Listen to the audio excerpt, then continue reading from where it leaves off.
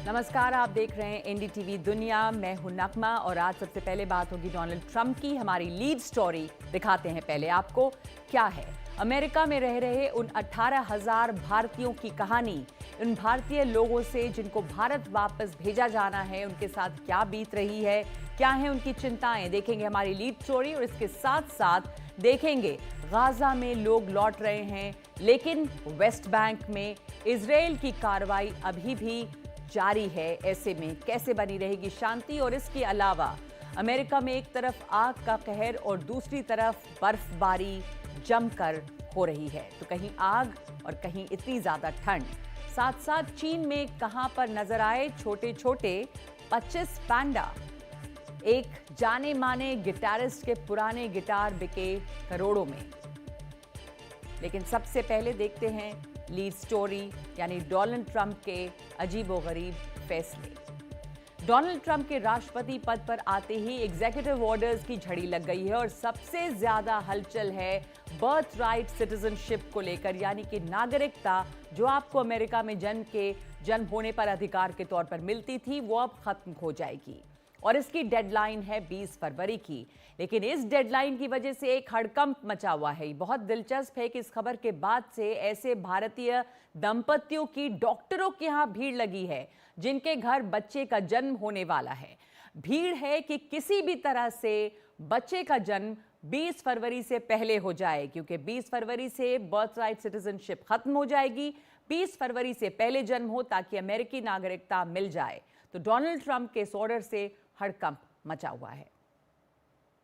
This vote, the yeas are 263 and the nays are 156. The bill passed. And without objection, the motion to reconsider laid on the table. अमेरिकी संसद की प्रतिनिधि सभा ने चोरी और हिंसा के आरोपी गैर कानूनी अप्रवासियों को गिरफ्तार करने के बिल को मंजूरी दे दी है। ट्रंप ने आदेश तो कई दिए हैं, लेकिन ये पहला कानून होगा जिस पर ट्रंप दस्तखत करेंगे। इससे ये साबित हो रहा है कि डोनाल्ड ट्रंप अपने एजेंडे को लागू करने में कोई देर नहीं चाहते। और यही तेजी उन लोगों को डरा रही है जो गैर कानूनी तौर पर अमेरिका में रह रहे हैं। इनमें हजारों भारतीय भी हैं, जिन भारतीयों के बारे में ये साबित हो चुका है कि वो गैर कानूनी तौर पर अमेरिका में आए हैं। भारत को उन्हें वापस लेने में कोई एतराज नहीं है। We are also very firmly opposed to illegal mobility and illegal migration. अंदाजा है कि अमेरिका में गैर कानूनी तौर पर रहने वालों की संख्या 10 करोड़ के आसपास है। इनमें से तकरीबन 7.25 लाख भारतीय हो सकते हैं। अमेरिका के इमिग्रेशन एंड कस्टम्स एनफोर्समेंट विभाग के मुताबिक दुनिया भर के कुल 14,50,000 लोग उनके देश वापस भेजे जाने हैं। ये वो लोग हैं जो किसी कस्टडी में नहीं हैं, इनको डिपोर्ट करना है। इनमें भारतीयों की संख्या 17,940 है। एशिया के देशों में चीनी नागरिकों की सबसे ज्यादा संख्या है, 37,908। भारत एशियाई देशों में 13वें नंबर पर आता है।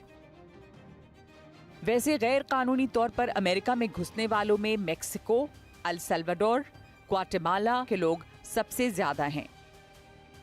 कानूनी तौर पर अमेरिका जाने वालों में भारत सबसे आगे है। 2023 में 3,86,000 H-1B वीजा जारी किए गए, जिनमें लगभग 75% भारतीयों को मिले। ये वीजा यूं तो हाई स्किल्ड वर्कर्स को मिलते हैं, लेकिन अब कहा जा रहा है कि H-1B वीजा पर आने वाले बहुत से ऐसे लोग भी आ गए हैं जो कम कौशल वाले हैं। कानूनी तौर पर अमेरिका में रहने वाले भारतीयों की संख्या लाखों में है। इनमें से 70 से 80% वो लोग हैं जो अमेरिका में बसना चाहते हैं। कानूनों में बदलावों की बात उनको भी डरा रही है।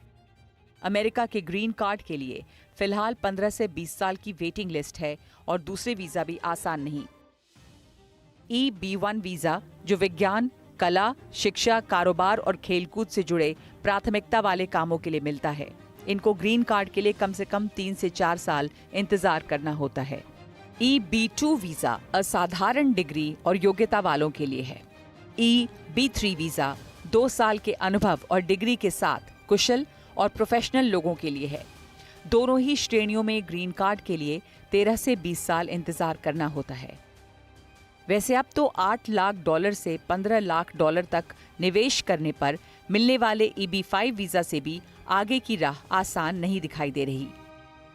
दुनिया के दूसरे देशों की तरह भारत के लोगों के लिए भी अमेरिका जाना एक सपना है। सपने को पूरा करने के लिए जो लोग गैर कानूनी तरीके अपनाते हैं, उनको वापस लेने की हिम्मत भारत दिखा रहा है। तो क्या ये भारत की विदेश नीति का हिस्सा है या भविष्य में कानूनी तरीकों से भारतीयों के अमेरिका में प्रवेश की सीमा तय करने से बचने के लिए एक रास्ता? हमारे साथ प्रमित माकोड़े हैं, जुड़ गए हैं इस वक्त अमेरिका से, जो प्रमुख हैं ग्लोबल सिटीजन फोरम के। प्रमित माकोड़े, ये जो नई खबर है बर्थराइट सिटीजनशिप की, उसे लेकर एक हड़कंप मचा हुआ है कि इंडियन कपल्स में भीड़ लगी है डॉक्टर के पास सी सेक्शन से किसी तरह बच्चे 20 फरवरी से पहले पैदा हो जाएं। तो क्या हो रहा है वहां पर? इस तरह की घबराहट है लोगों में? देखिए, निश्चित रूप से एक ट्रंप एडमिनिस्ट्रेशन का एक सबसे बड़ा मुद्दा था कि इलीगल इमिग्रेंट्स को वो पूर्ण रूप से रोकेंगे। मेक्सिको पे ऊपर उनका सबसे ज्यादा फोकस है, लेकिन in general now the whole administration has geared up to deport illegal immigrants, चाहे दुनिया के किसी भी कोने से वो अमेरिका में आए हैं। नहीं, अभी और मैं इलीगल इमिग्रेंट्स की बात नहीं कर रही हूँ, मैं बर्थराइट सिटीजनशिप के बारे में आपसे पूछ रही हूँ कि वहाँ क्या माहौल है इंडियंस में। खास करके खबरें छप रही हैं कि भीड़ लग गई है डॉक्टरों के पास, लोग फोन कर रहे हैं एक के बाद एक कि कहीं सी सेक्शन से ही बच्चे 20 फरवरी के पहले हो जाएं, वरना उन्हें नागरिकता नहीं मिलेगी। नहीं, इस तरह की कुछ खबरें हमने भी सुनी हैं। I won't say it is wide spread कि बहुत ज्यादा एकदम से भीड़ लगी है, ये शब्द मैं नहीं यूज करूंगा, पर निश्चित रूप से पैनिक तो है। Young couples are really panic कि कहीं उनके जो लॉन्ग टर्म प्लान है वो एकदम से अफेक्ट ना हो जाए। सो they all are now calibrating. तो ये वो लोग होंगे प्रमित जी जो जिनके पास H-1B वीजा है, क्योंकि जिनके पास ग्रीन कार्ड है उनको तो डरने की जरूरत नहीं है, या सिटीजनशिप की जरूरत नहीं है, H-1B वीजा। अगर माँ बाप में से किसी एक व्यक्ति के पास अमेरिकन सिटीजन हो या ग्रीन कार्ड हो तो उस कपल को बिल्कुल डरने की जरूरत नहीं है। H-1B अगर वीजा है या किसी L-1 वीजा है, H-1B वीजा है और एक दो और कुछ अलग तरीके के वीजाज हैं, अगर उसके अंतर्गत अगर वो यहाँ पर हैं तो definitely they have to worry. और खलबली तो मची हुई है बिकॉज उनके लॉन्ग टर्म प्लान थे। आज यंग कपल है, अपनी पूरी जिंदगी प्लान करते हैं, तो निश्चित रूप से all lawyers, immigration lawyers are suddenly became very busy as expected. और इलीगल माइग्रेंट्स जो हैं उसमें भारतीयों की भी संख्या है, और भारत ने ये साफ कह दिया है कि उनको वो सही तरीके से वापस लेने को तैयार हैं। तो ऐसी भी संख्या लोगों की है काफी। यस, काफी संख्या है। देखिए, people are saying that around 3 to 5% of overall illegal immigrants are Indians. तो अभी तो हम केवल 18,000 डॉक्यूमेंटेड इलीगल इमिग्रेंट्स की बात कर रहे हैं जिनको भारत ने स्वीकार किया है कि they will take it back, but I think this number is going to grow significantly. ये काफी नंबर बढ़ेगा, क्योंकि अगर मैं 3% भी नहीं, मैं 2% भी अगर कहूँ तो भी वो 2 लाख के आसपास नंबर हो जाता है। अगर 1 करोड़ से ज्यादा इलीगल, टोटल पॉपुलेशन हमारे अमेरिका की 30 से 33 करोड़ है, उसमें से 1 से 1.5 करोड़ इलीगल इमिग्रेंट हैं। वैसे ये नंबर और भी ज़्यादा है, but on a conservative side आप समझ सकते हैं कि 1 से 1.5 करोड़ इलीगल इमिग्रेंट्स अभी अमेरिका में हैं, और उसका मात्र 2% भी अगर हमने काउंट किया तो ऑलमोस्ट 3 लाख से ऊपर इंडियंस ऐसे होंगे जो इलीगल श्रेणी में आते हैं। अब कई लोग जी लिटरली इलीगल तरीके से एंटर किए हैं, और काफी लोग ऐसे भी हैं जो लीगल तरीके से एंटर किए हैं लेकिन वो वापस नहीं गए कभी, तो they have overstayed their visa limit, they have overstayed their. जी, तो ऐसे कई तरह के लोग हैं, तो इलीगल इमिग्रेंट्स हैं, दूसरे वो लोग जो लीगल तरीके से आए लेकिन ओवरस्टे कर गए हैं, तो ऐसे लोगों के ऊपर भी कार्रवाई हो सकती है और ये संख्या और बढ़ सकती है। प्रमित माकोड़े, धन्यवाद हमारे साथ जुड़ने के लिए, इस बातचीत के लिए कि क्या चल रहा है इस वक्त अमेरिका में भारतीयों को के मन में। और आगे बढ़ते हैं दूसरी खबर पे। जर्मनी के एक बड़े विपक्षी नेता फ्रेडरिक मर्ज ने कहा है कि अगर वो अगले महीने चांसलर चुने जाते हैं तो गैर कानूनी तरीकों से देश में घुसे लोगों को उनके देश वापस भेजने के काम में तेजी लाएंगे, यानी कि इलीगल इमिग्रेंट्स को अपने देश से निकालने की हर तरफ में बात चल रही है। बुधवार को बावेरिया के एक शहर में गैर कानूनी तरीके से जर्मनी में रह रहे एक शख्स के हमले में एक बच्चे समेत 2 लोग मारे गए और 3 जख्मी हुए। ये हमला जर्मनी के चुनावों में एक मुद्दा बन रहा है। 28 साल का आरोपी अफगानिस्तान का रहने वाला है और वो किसी यूरोपीय देश से जर्मनी पहुंचा, लेकिन उसे वापस भेजने की कोशिश नाकाम रही है। अब ये इलेक्शन मुद्दा बन रहा है। और डोनाल्ड ट्रंप ने रूस के राष्ट्रपति व्लादिमीर पुतिन को चेतावनी दे दी है, यूक्रेन पर डील करें वरना प्रतिबंधों के लिए तैयार रहें। लेकिन क्या प्रतिबंधों की ये धमकी काम आएगी? अमेरिकी राष्ट्रपति डोनाल्ड ट्रंप ने रूस के राष्ट्रपति व्लादिमीर पुतिन को कड़ी चेतावनी दी है। ट्रंप ने कहा है कि अगर यूक्रेन में चल रही जंग को खत्म करने के लिए अब समझौता नहीं किया गया तो रूस पर भारी टैक्स, टैरिफ और प्रतिबंध के अलावा और कोई विकल्प नहीं रह जाएगा। वैसे तो ट्रंप के रूस के राष्ट्रपति पुतिन के साथ अच्छे संबंध रहे हैं। डोनाल्ड ट्रंप ने कहा भी कि वो रूसी लोगों से प्यार करते हैं और पुतिन के साथ उनके अच्छे संबंध हैं, और लोगों को याद कराया कि कैसे रूस ने अमेरिका की मदद की है। रूस यूक्रेन की जंग को जल्द ही 3 साल हो जाएंगे। रूस ने 24 फरवरी 2022 को यूक्रेन पर हमला किया था। इस जंग में हजारों लोग मारे गए हैं।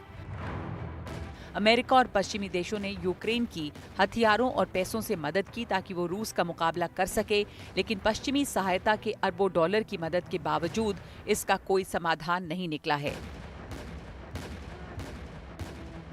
ट्रंप पुतिन का साथ देते रहे हैं, लेकिन सोमवार को पुतिन पर आक्रामक रुख अपनाने से ट्रंप ने सबको चौंका दिया। नए अमेरिकी राष्ट्रपति ने पहले ही पदभार संभालने के तुरंत बाद जंग को तत्काल खत्म कराने का वादा किया था। उन्होंने अपनी पोस्ट में कहा है कि आइए इस युद्ध को खत्म करें जो कभी शुरू ही नहीं होता अगर मैं राष्ट्रपति होता।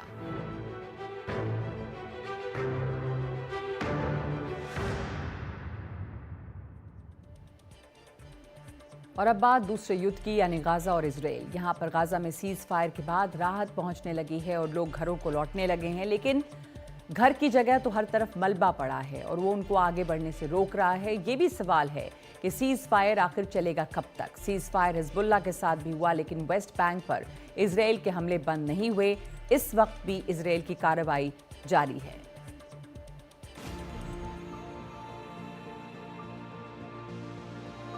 जिसको भी जो जरिया मिल रहा है वो रफा में अपने घर लौट रहा है। मलबे के पहाड़ों के बीच लेकिन अपना घर पहचान पाना आसान नहीं है, लेकिन मलबा हटाने का काम भी चल रहा है। रफा में मलबा साफ करने के लिए 10 दिनों का वक्त तय किया गया है। रास्ते साफ होंगे तो 1-2 गाड़ियां आसानी से निकल सकेंगी, लेकिन यूएन की एक रिपोर्ट के मुताबिक गाजा में फैला लगभग 5 करोड़ टन मलबा साफ करने में कम से कम 3 हफ्ते तो लगेंगे ही। उधर तंबुओं का शहर बने देर अल बलाह में बारिश ने भी लोगों को परेशान कर दिया है। महंगाई की मार अलग है। आलू और टमाटर 300 रुपए किलो से भी ज्यादा में मिल रहे हैं।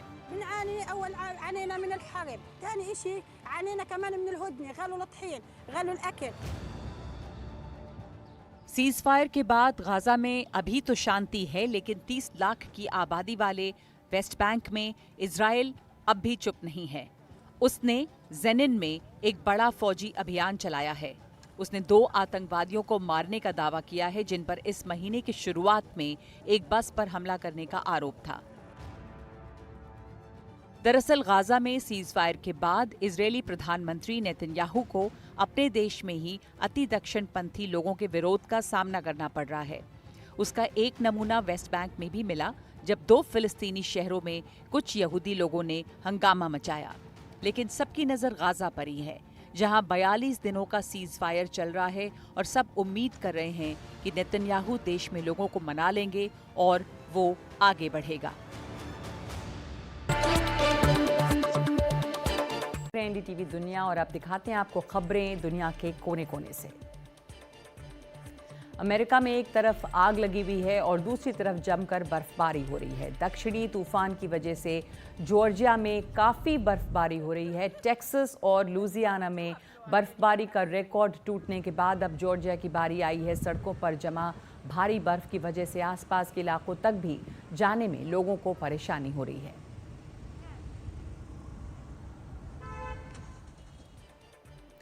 और रूस ने यूक्रेन के खार्किव में एक और इलाके पर कब्जा करने का दावा किया है। रूस का कहना है कि पिछले 24 घंटों के दौरान उसके सैनिकों ने ऑस्कल नदी के पश्चिमी किनारे पर एक गांव को अपने कब्जे में ले लिया है। रूस के एयर डिफेंस ने यूक्रेन के 114 ड्रोन गिराने का भी दावा किया है।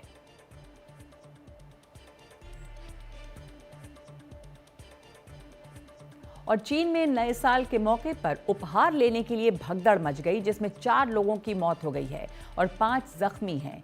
कंबोडिया के सबसे धनी लोगों में से एक के यहाँ खाना, चावल और कैश लेने के लिए ये लोग पहुंचे थे। 2 किलो चावल और कुछ कैश बांटने के लिए जैसे ही घर का दरवाज़ा खुला, भीड़ टूट पड़ी। भीड़ में दबकर लोग बेहोश होकर ज़मीन पर गिरने लगे। इनको अस्पताल ले जाया गया, लेकिन 4 लोगों की इसमें मौत हो गई है, जिनमें 2 महिलाएं थीं। सोक कोंग देश के बड़े उद्योगपतियों में से एक हैं। उनके होटल हैं, कैसीनो हैं और उन्होंने तेल उद्योग में भी निवेश किया है। उनको पूर्व प्रधानमंत्री हुन सेन का नज़दीकी माना जाता है। और चीन के सिचुआन और चेंगडू में 25 बेबी पैंडा पहली बार दुनिया के सामने लाए गए हैं। इनमें से 13 एक पैंडा रिसर्च सेंटर के थे और 12 दूसरे सेंटर के। इन सभी की पैदाइश 2024 की है। सिचुआन में इनकी देखभाल करने वालों ने इनके पैरों पर ड्रैगन फ्रूट लगाया और फिर इनकी छाप ली। बाद में ये छोटे छोटे पैंडा मस्ती करते नजर आए।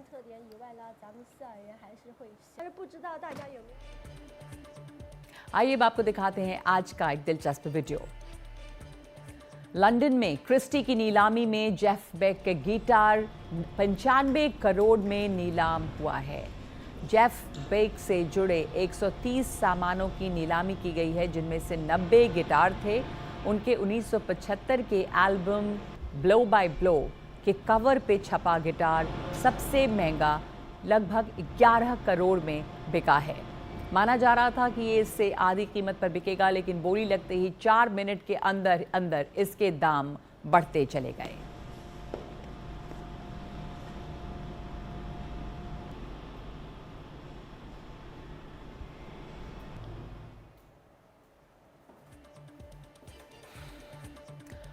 और स्विट्जरलैंड के डावोस में दुनिया भर के नेता जुटे हुए हैं आर्थिक मसलों पर चर्चा करने के लिए। जब अंदर गंभीर बातचीत चल रही है, उस वक्त खुले आसमान के नीचे भारी भरकम बर्फ पर लोगों को संगीत के सुर सुनाई दिए। जाने माने चेलो वादक यो यो मा ने कुछ वक्त के लिए चेलो बजाकर खूब तालियां बटोरी।